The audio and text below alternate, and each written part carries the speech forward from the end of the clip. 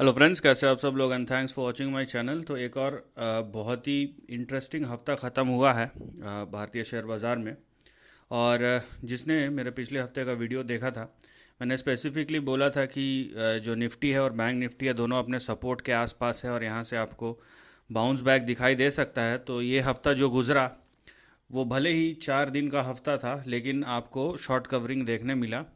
और अगर पिछले 5 दिन का प्राइस एक्शन देखेंगे तो निफ्टी ओवरऑल नो डाउट यहाँ पे वोलेटाइल था, लेकिन मैं ओवरऑल बात करूँगा पिछले 4 दिनों में। निफ्टी आप देख सकते हैं कि फ्राइडे को 550 पॉइंट का यहाँ पे मूव आया, उसके वजह से जो ओवरऑल हफ्ता था वो यहाँ पे आपको दिखेगा कम से कम 436 पॉइंट ऊपर। ठीक है, ये नंबर वन।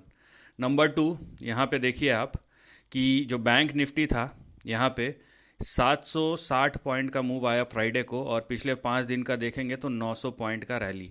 ओवरऑल निफ्टी पिछले 4 दिनों में 1.86%, वहीं निफ्टी बैंक 1.82%। तो यहाँ पे आपको देखने मिलेगा निफ्टी और bank Nifty neck to neck, कंधे से कंधा मिलाकर चल रहे हैं।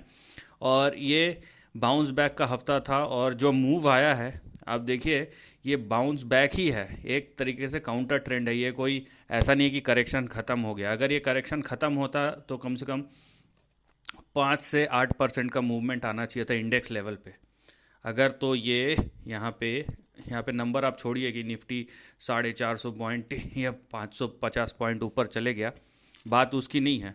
बात आप परसेंटेज वाइज देखिए कि 2.39% बस। अगर तो यहाँ करेक्शन ख़त्म हुआ रहता तो निफ्टी कम से कम 5 से 7% ऊपर जाना चाहिए था। तो हम यही बोलेंगे कि ये जो था एक बाउंस बैक था, नथिंग मोर नथिंग लेस। अब अब अगला सवाल ये है कि आगे क्या, चाहे आप निफ्टी देखिए और बैंक निफ्टी देखिए, आगे क्या। तो हम सेक्टोरल परफॉर्मेंस देखेंगे। फ्राइडे को देखिए आप, Nifty bank 1.5%, Nifty auto 0.25%, Nifty FMCG 2.25%, Nifty IT देखिए 3.3%। उसके बाद निफ्टी मीडिया फ्लैट था, Nifty metal 1.5%, pharma 1%, PSU bank 3%, realty यहाँ पे देखिए 3%। तो जो सेक्टोरल इंडाइसिस है वो उन्होंने शॉर्ट कवरिंग दिखाया बहुत अच्छे से, और उसका एक ओवरऑल इम्पैक्ट आपको दिखेगा निफ्टी और बैंक निफ्टी पे। ऑयल एंड गैस देखिए 2.21%। तो एक शॉर्ट कवरिंग रैली था। तो अब बात यह है कि आगे क्या, ये बहुत ही इंटरेस्टिंग होगा। आपको हम चार्ट के थ्रू ले चलते हैं। ये आप देखिए, ये निफ्टी का चार्ट है, और ये डेली चार्ट पे आप देखिए अपने 200 डे मूविंग एवरेज पे ये आके वहीं पे थोड़ा अप डाउन किया, कंसोलिडेट किया, लेकिन वहीं से बाउंस बैक दिखाया। अब ये यहाँ पे श्योरिटी नहीं है कि ये करेक्शन ख़त्म हो गया है। मैं उसका रीज़न आपको बताता हूँ। ठीक है, एक तो मैंने प्राइस का जो मूवमेंट है उससे एक्सप्लेन किया थोड़ी देर पहले। अब दूसरा हम इंडिकेटर पे चलते हैं। डेली चार्ट में आप देखेंगे जितने भी इंडिकेटर्स हैं वो ओवरसोल्ड हो चुके हैं।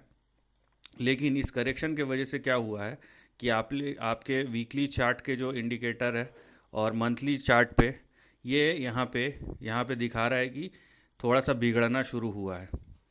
तो अगर तो ये करेक्शन ख़त्म हो गया है, ठीक है, यहाँ पे आप बात समझिए, अगर तो ये करेक्शन ख़त्म हो गया तो इसका हमें प्रूफ चाहिए, और वो प्रूफ हमें कम से कम उसके लिए हमको अगले 2 हफ्ते इंतज़ार करना पड़ेगा। क्यों? क्योंकि ये तो इस हफ्ते में आपको एक बाउंस बैक दिखा, अगले हफ्ते कंटिन्यूएशन होना चाहिए, और उसके अगले हफ्ते उस कंटिन्यूएशन के ऊपर और हमें अपसाइड देखने मिलना चाहिए। तो आप बात समझ रहे होंगे कि यहाँ पे हमें कंफर्मेशन चाहिए। फ़िलहाल ये जो बाउंस बैक शुरू हुआ है ये और कंटिन्यू हो सकता है, क्योंकि यहाँ पे लेग रूम है। ये जिस तरीके का यहाँ पे पैटर्न डेवलप हुआ है, एक रेंज के अंदर आके फंस गया है। और क्योंकि जो डाउन साइड था अभी बाज़ार में वो बहुत बड़ा था, तो इंडेक्स लेवल पे भी आपको एक बाउंस बैक अच्छा खासा मिल सकता है जो कि कंटिन्यू होगा। उसके लिए कंडीशन क्या है? उसके लिए कंडीशन ये है कि निफ्टी नंबर 1 23845 इसके नीचे नहीं गिरना चाहिए। ये फ़िलहाल का आपका सपोर्ट या स्टॉप लॉस, आप जो भी बोलना है बोल लीजिए।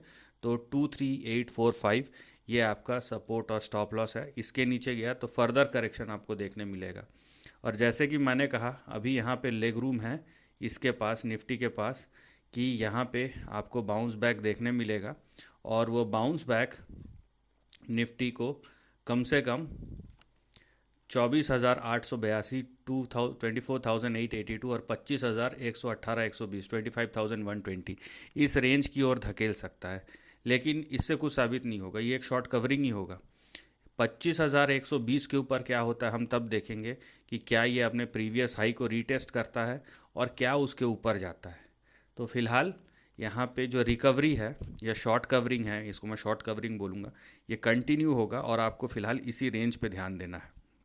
और दूसरी बात, ये जैसे आप यहाँ पे निफ्टी में देख सकते हैं कि पिछले 5 दिन में ये 0.25% ही ऊपर गया है। तो अगर आप इसको रिकवरी बोल रहे हैं तो अगले हफ्ते कम से कम 8 से 10% का यहाँ पे इंडेक्स लेवल पे जंप आना चाहिए। अगर तो ऐसा होता है तब आप बोल सकते हैं कि करेक्शन ख़त्म हो गया। अगर ये वही 2%, 2.5% होता है तो ये समझ लीजिए एक कहीं ना कहीं एक ट्रैप हो सकता है।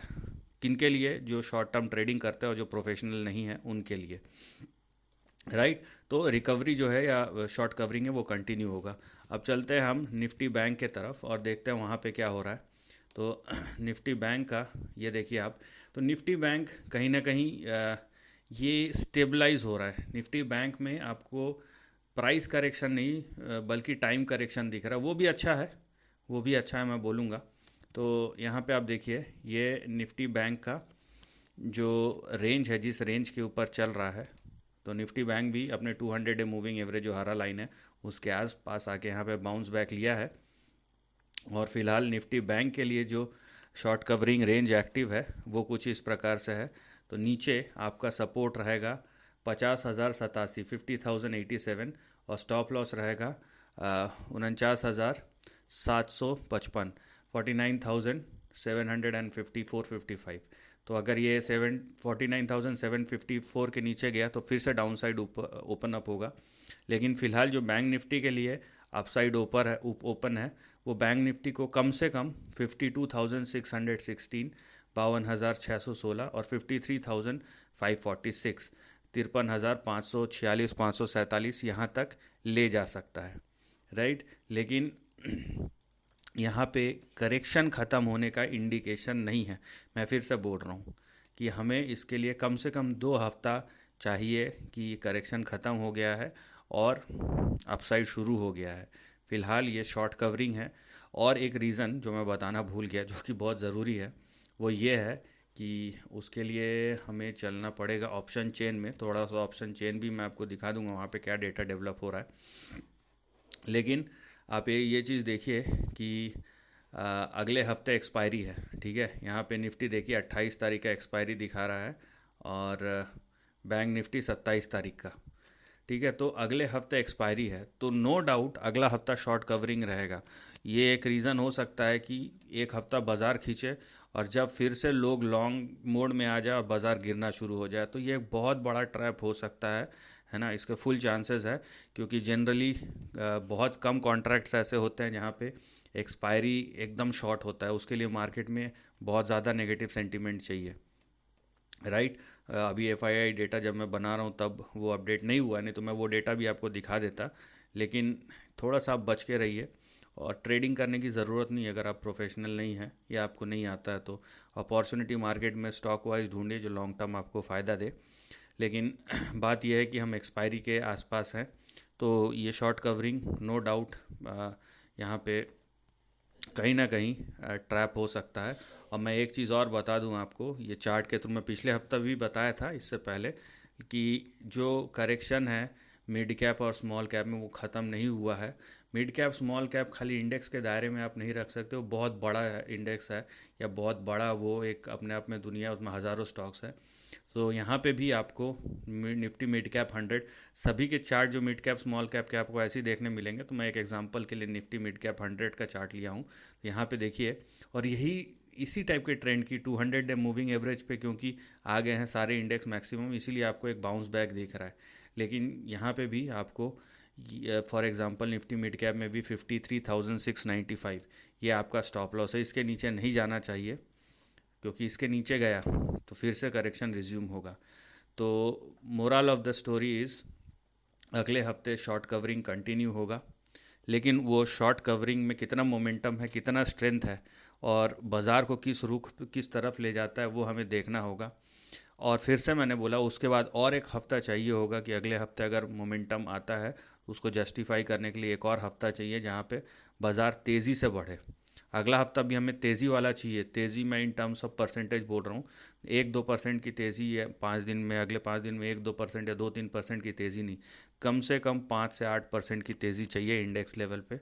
उसके बाद बात की बात, अगर वैसा नहीं होता है तो ये अभी भी एक प्रोबेबिलिटी है कि करेक्शन फिर से रिज्यूम होगा। ये एक शॉर्ट कवरिंग रैली है, तो फिलहाल थोड़ा सा डाउटफुल होके ही रही है। अगर तो ये टर्न हो गया बाज़ार तो सबको पता चल जाएगा, अगले हफ्ते बहुत सारे स्टॉक 50-50, 60-60% चल जाएंगे।